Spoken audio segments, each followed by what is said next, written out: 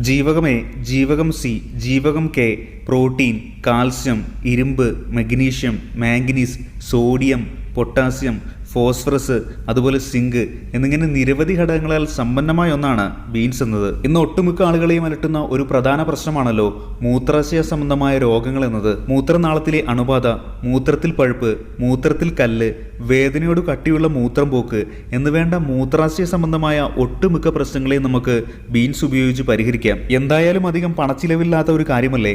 അതിനാൽ ഈ പറഞ്ഞ പ്രശ്നങ്ങൾ നിങ്ങൾക്കുണ്ടെങ്കിൽ ഇനി പറയാൻ പോകുന്ന ഈ നാച്ചുറൽ ടിപ്പ് ഒന്ന് പരീക്ഷിച്ചു നോക്കൂ. ഇനി അഥവാ ഈ പറഞ്ഞ പ്രശ്നങ്ങൾ നിങ്ങൾക്കില്ല എന്ന് കരുതി വീഡിയോ സ്കിപ്പ് ചെയ്യേണ്ട.